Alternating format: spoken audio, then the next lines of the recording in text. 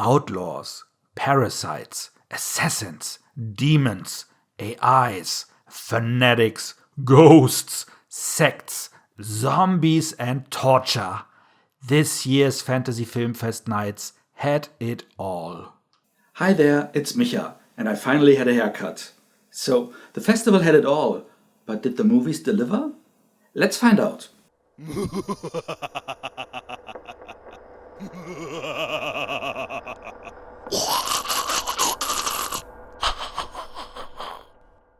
In July, I was at the movies for the first time since the lockdown.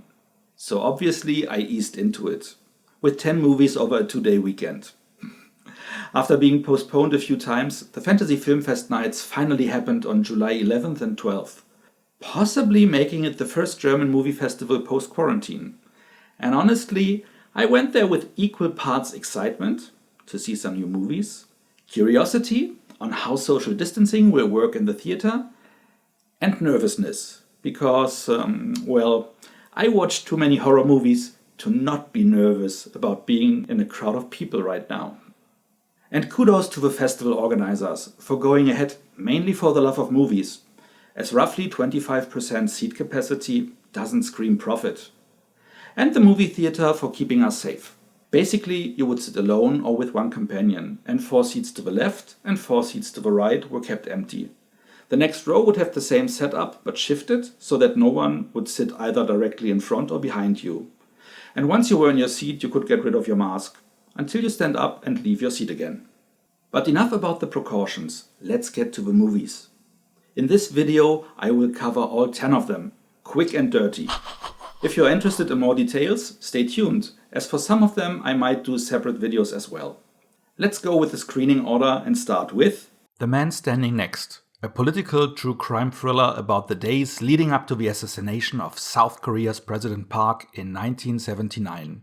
As the title suggests, the film is told through the eyes of the person standing next to the president, which here is Kim, the director of a Korean intelligence service, who also stood beside him in the revolution 18 years before.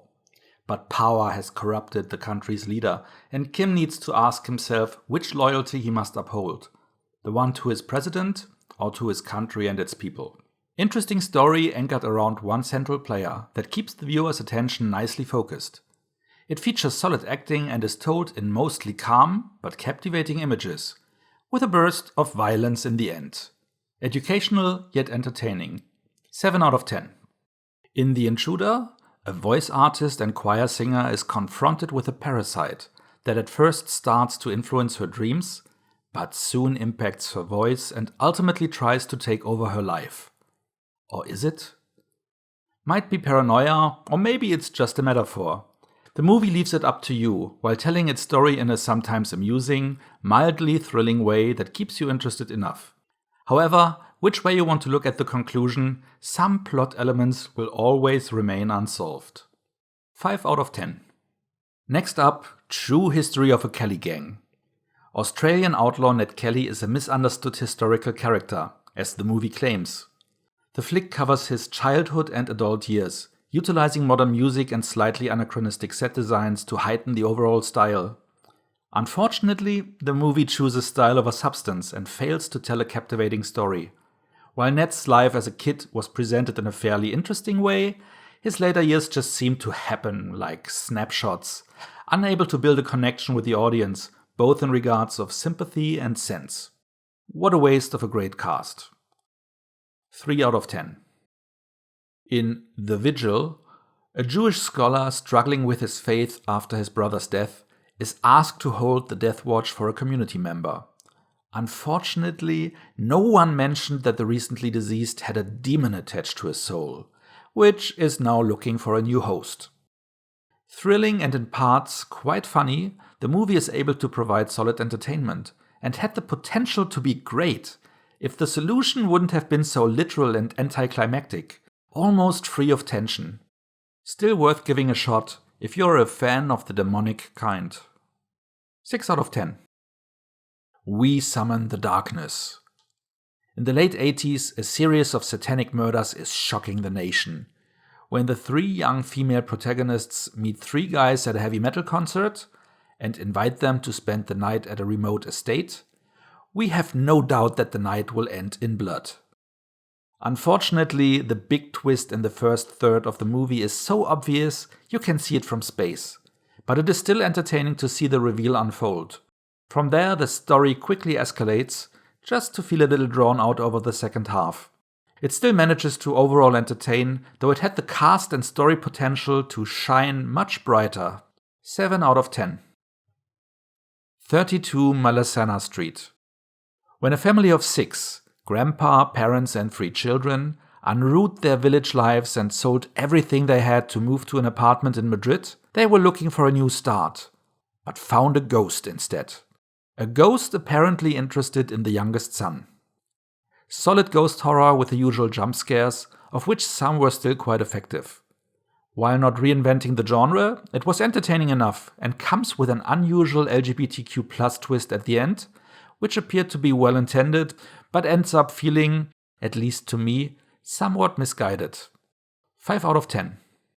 Hello World is an anime about a young boy in search of a girlfriend, receiving help on his quest from his future self, as he is living in a virtual representation of the past world, with his older persona reaching out from reality. Or so we think. This one comes with a kinda cute story, suitable for a younger audience, while the larger story might not be understandable for every age, as it works with multiple layers of reality and a twist at the end that challenges all you have seen up to that point. Definitely worth a look, but plan in some moments to reflect upon it after the credits are done. 7.5 out of 10. In Yummy, we find our zombie entry, of which we come to expect at least one per festival after The Walking Dead reanimated the genre. This time, the outbreak starts in a Polish clinic specialized on plastic surgery, where the lead actress decided to get a breast reduction for a budget price. Soon, she finds herself fighting alongside her mother, boyfriend, and medical staff against an onslaught of the dead. The zombie comedy comes with some nice ideas, though nothing particularly new. But at the end of the day, it is tough to come up with something original in a genre strained like this one. At the very least, it is an entertaining entry that suffers a bit from its host of characters that range from not really relatable to plainly dislikable. On the other hand, that makes for a lot of cannon fodder, as everyone gets what is coming to them. 6.5 out of 10. The Other Lamb is a drama about a sect of women following their shepherd, the only male presence in their circle.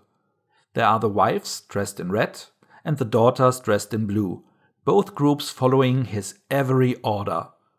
As the oldest daughter is changing, growing closer to adulthood, she is enjoying the attention of the only man she knows.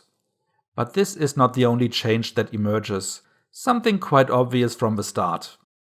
This arthouse movie barely manages to keep the audience's attention, bringing nothing really new to the screen, and doing so in a detached way of storytelling that sparks no interest in the characters nor develops them, even though the cast tries its best. The movie ends in a twist that nobody could have ever foreseen, and to add insult to injury, explains the obvious with both a flashback and a follow-up, so that even the last viewer gets it. Maybe next time, try telling the story in a more engaging way, so you don't need to force-feed the solution in case the audience nodded off along the way. 2.5 out of 10. Follow Me, a.k.a. No Escape, tells the story of a social media star who likes to seek out the wildest thrills, films his experiences and shares them online. His latest adventure leads him to Moscow, where a customized escape room experience awaits. While the tasks were only supposed to appear dangerous, soon the game gets out of hand, leading down a dangerous rabbit hole. Escape rooms as movie topics are starting to become their own subgenre, often coming with a pinch of torture porn like Hostel, and here is the newest one. With a solid cast that is not always relatable, but relatable enough to suffer with them, the movie might have worked very well, if the main twist wasn't, again, painfully obvious. While this heavily affected the thrill level, you still found yourself engaged enough, checking if everything goes along with your expected outcome. And it mostly did. But in the end, the makers tried to apply an additional minor twist that somewhat nullified the good work they did until that point, even if the idea behind it was a good one. 6 out of 10. There you have them, all 10 movies. If we calculate the average rating out of the individual values, we land at 5.5 points, which isn't bad at all. However, I enjoyed being back at the movies, appreciated the festival for even taking place in these times, and especially enjoyed the opportunity for several conversations with one of the organizers. Thanks, Fredi. Therefore, I'm raising the overall rating by 1 point to 6.5. Have you seen any of the movies? And if so, do you agree? Did you like this quick and dirty coverage? Let me know in the comments. That's it. If you enjoyed this video, please like it and maybe even subscribe to my channel. And feel free to share it with friends you think might like it as well. Watch out for my next videos, as my reviews for the main Fantasy Film Fest 2020 will follow soon. So much for now, see you next time and thanks for watching!